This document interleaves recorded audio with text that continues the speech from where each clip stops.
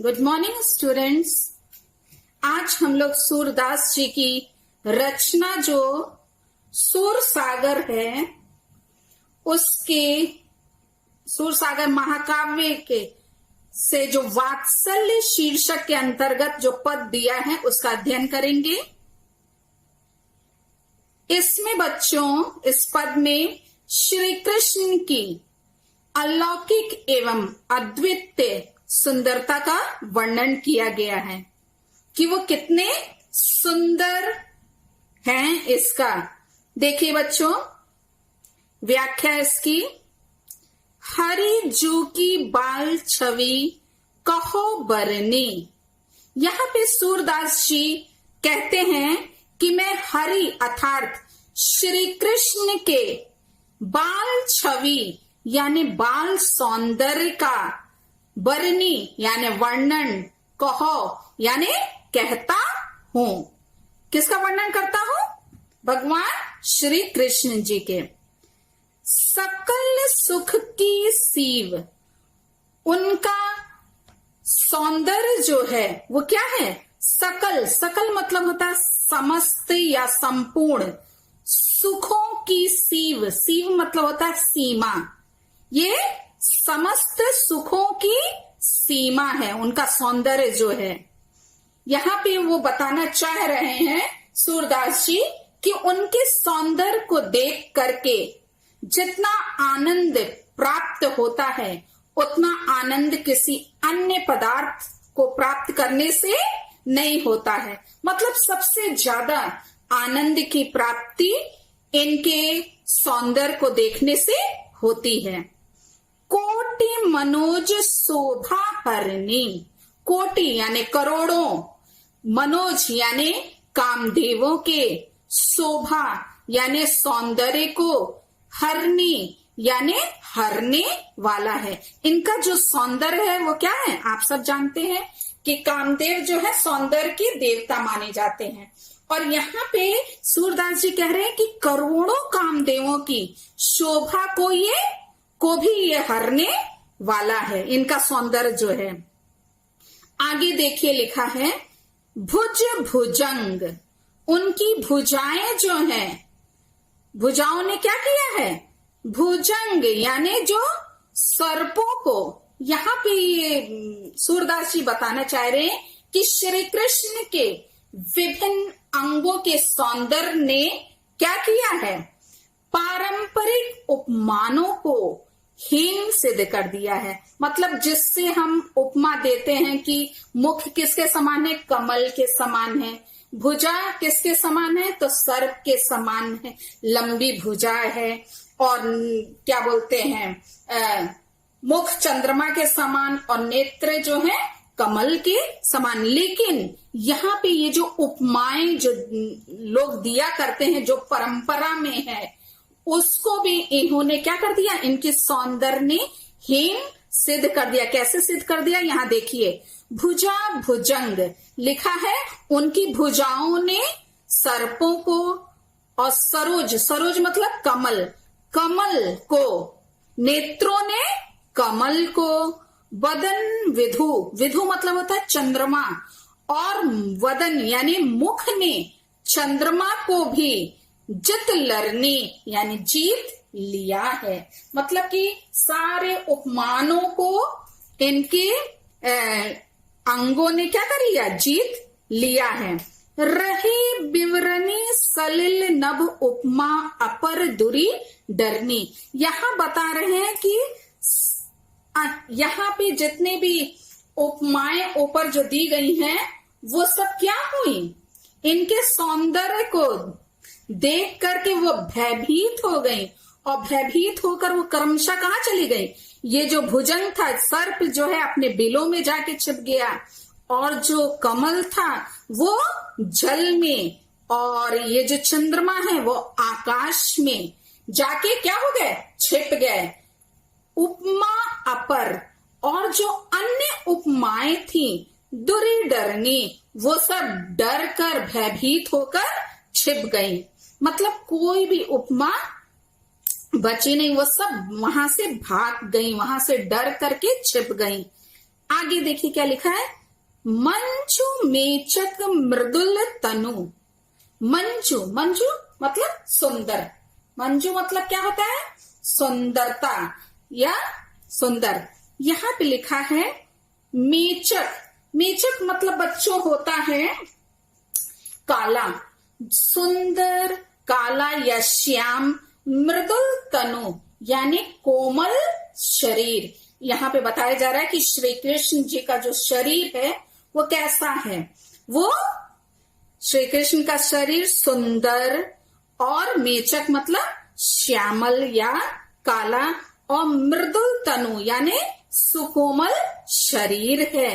अनुहरत भूषण भरनी, और वो क्या कर रहा है, उस रूप को देख करके ऐसा प्रतीत हो रहा है कि वो मालूम हो रहा है कि सब संपूर्ण ये जो भूषण है यानी जो श्रृंगार है उसको भी वो क्या कर ले रहा है, हर ले रहा है। मतलब कि सारे आभूषण को वो जितना भी उनका श्रृंगार है, मानव श्रृंगार जो है वो सब जो है यहाँ पे वो मालूम हो रहा, वो अनुहरत, अनुहरत मतलब धारण किए हुए हैं। उनको देखने से ऐसा प्रतीत हो रहा है कि उन्होंने अंगों की सुंदरता के अनुसार सारे आभूषणों को क्या कर लिया है, धारण किए हुए हैं। मनोह, मनोह मतलब मानो, सुभग श्रृंगार, सिंगार शिशु तरु, यहाँ पे लिखा है सुभग मानो सुंदर श्रृंगार का, शिशु तरु, शिशु तरु मतलब बाल पौधा या बाल वृक्ष। फरियो, फरियो मतलब वो फलों से लदा हुआ है। अद्भुत फरनी, अद्भुत फरनी, अद्भुत फलों से लदा हुआ है। चलत पद प्रतिबिंब मणि आंगन घुटो रुवनी करनी, यहाँ पे जो बाल कृष्ण हैं वो चल रहे हैं। पद प्रतिबिंब और उनके पैरों की परछाई जो है मणि आंगन यानी मड़ियों के आंगन में, घुटो रोनी घुटनों के बल वो चलते हुए क्या हो रहे हैं, श्री कृष्ण के पैरों की जो परछाई पड़ रही है वो ऐसी प्रतीत हो रही है, मालूम हो रहा है क्या, जलज संपुट, जलज यानी कमल और संपुट मतलब होता है दोना यानी कमल का दोना। सुभग छवि, सुभग छवि यानी जो परछाई है वो क्या है, सुंदर जो परछाई है, भर लेती है। उर जनु, जनु यानी मानो, मानो जो है धरनी, धरनी यानी पृथ्वी, मानो पृथ्वी जो है वो क्या कर ले रही है, कमल के दोनों में श्री कृष्ण के की अनुपम सुंदरता को, जो छवि है जो परछाई है उसको भरी लेती, उसमें वो उस दोने में पृथ्वी कमल के मालूम हो रहा है, दोने में वो क्या कर ले रही है, पृथ्वी जो है कमल के दोने में श्री कृष्ण के सौंदर्य को, अनुपम सुंदरता को भर रही है, ऐसा प्रतीत हो रहा है वो देख करके, उनके पैरों को देख करके। पुण्य फल अनुभवती, हाँ यहाँ पे मालूम हो रहा है कि उन्होंने अपने पूर्व जन्म के पुण्यों के फल का वो अनुभव करती हैं। स्तुति ही बिलो की ही, भगवान श्री कृष्ण को देख करके नंद घरनी, जो नंद बाबा हैं, नंद बाबा की पत्नी यशोदा जो हैं, श्री कृष्ण को जब वो क्रीड़ा करते हैं तो उनको देख करके अपने पूर्व जन्म के पुण्यों के फल को, पुण्यों को अनुभव करती हैं। यहाँ पे ये बता रहे हैं, सूरदास प्रभु की उर्वशी किलकनी ललित लरखनी। आगे सूरदास जी कह रहे हैं कि बस उर्वशी मतलब मेरे हृदय में वो क्या है, समा गए हैं। किलकनी ललित, किलकारियां और ललित, ललित लरखनी और लड़खड़ा करके उनका चलना, श्री कृष्ण की किलकारियां और उनका लड़खड़ा करके चलना मेरे हृदय में वो क्या हो गए, समा गए हैं। अर्थात मैं बार बार उनके इस रूप की ओर आकृष्ट हो जाता हूं। ये तो बच्चों रहा इसकी व्याख्या। अब हम लोग इसका काव्यगत सौंदर्य देखेंगे। इसमें बच्चों आप लिखिएगा कि इस पद में श्री कृष्ण के बाल रूप यह यानी बचपन के सौंदर्य का बहुत सुंदर वर्णन किया गया है। भाषा ब्रज भाषा है। रस बच्चों इसमें वात्सल्य है, क्योंकि जहां माँ और पुत्र के प्रेम का वर्णन होता है वहां क्या होता है, वात्सल्य रस होता है। तो यहाँ वात्सल्य रस है। छंद गे पद है। बच्चों इसकी संदर्भ प्रसंग सहित व्याख्या आप अपनी रफ कॉपी में लिखिए। सभी पदों की व्याख्या फेयर कॉपी में लिखने की आवश्यकता नहीं है। आप अपने रफ कॉपी में एक जगह रखिए ताकि आप एग्जाम टाइम में उसको अच्छी प्रकार से पढ़ सकें। बच्चों वीडियो को एक दो बार ध्यान से सुनिएगा, आपको अच्छे से इसका अर्थ आ जाएगा।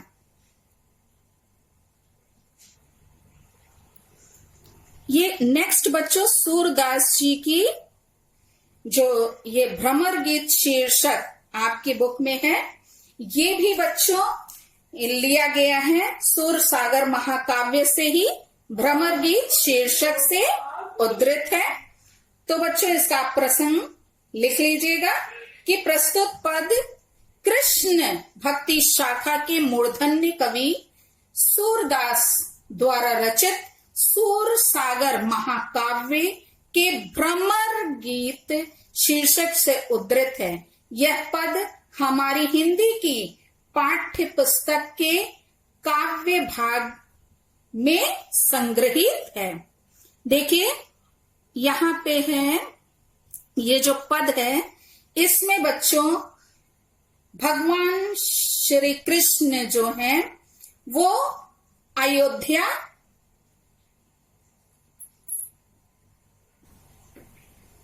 अयोध्या नहीं बच्चों, वो गलती से निकल गया, मथुरा पहुंच गए हैं।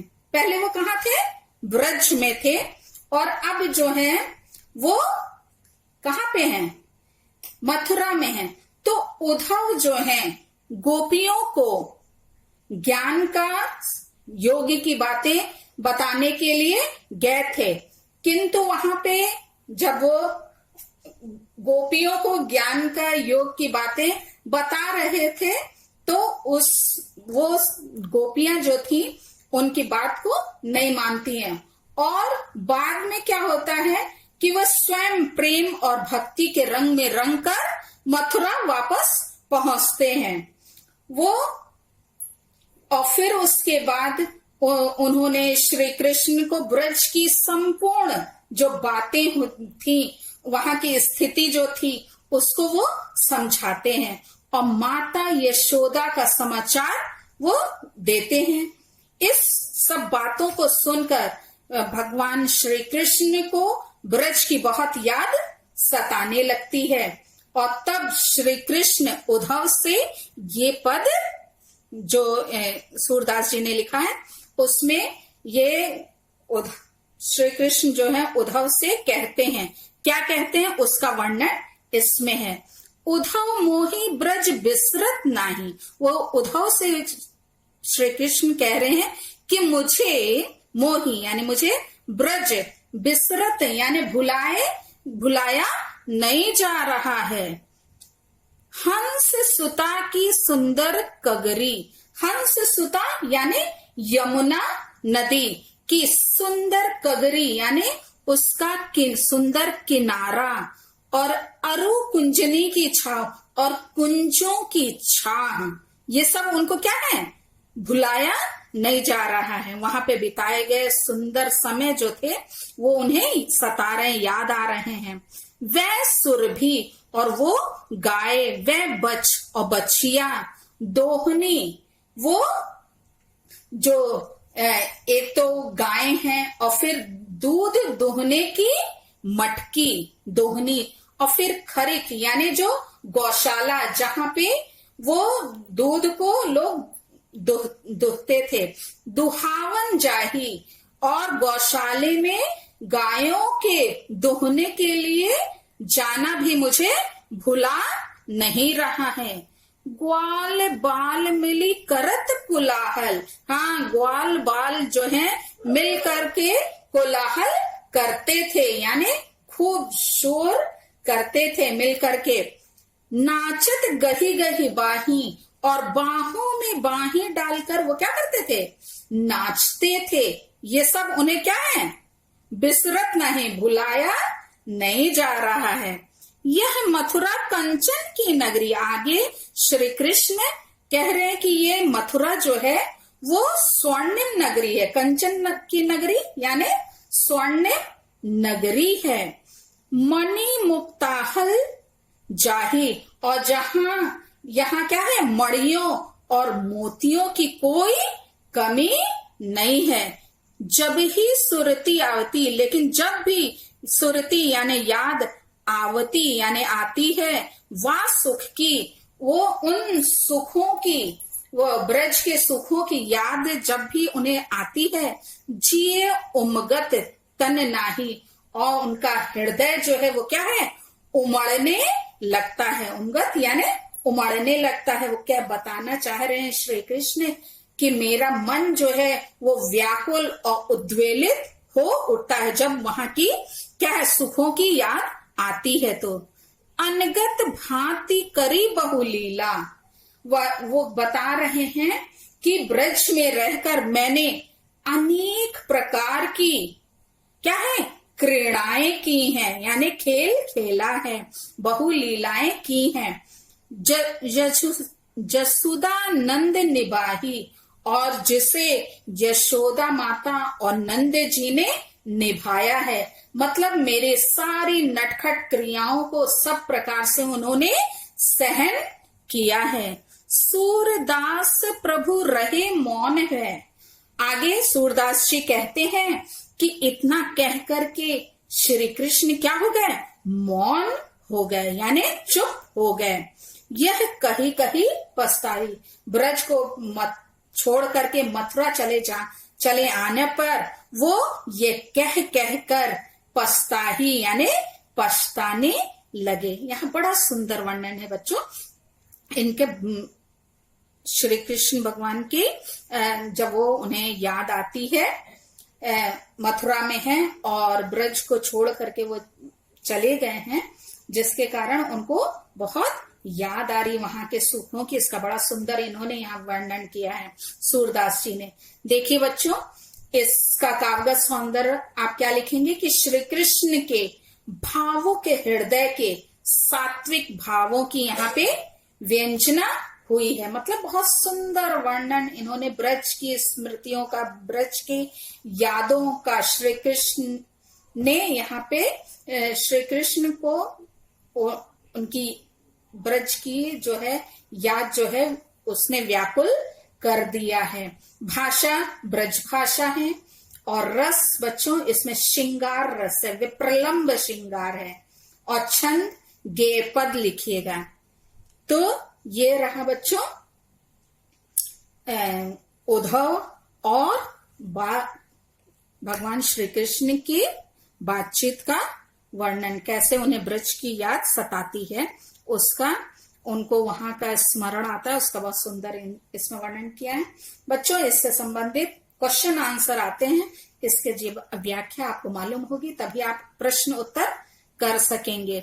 तो ये आपको सबसे पहला क्वेश्चन जो बनता है कि इस पद के पाठ और कवि का नाम लिखिए। तो कवि सूरदास हो जाएगा और पाठ जो है आप लिख दीजिएगा कि ये सूर सागर महाकाव्य के से जो है भ्रमर गीत शीर्षक से उद्धृत है।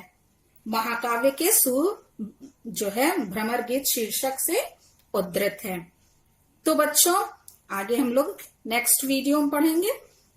इसको आप ध्यान से एक दो बार सुनिएगा और अच्छे से तैयार कर लीजिएगा, रफ कॉपी में लिख लीजिएगा। Thank you.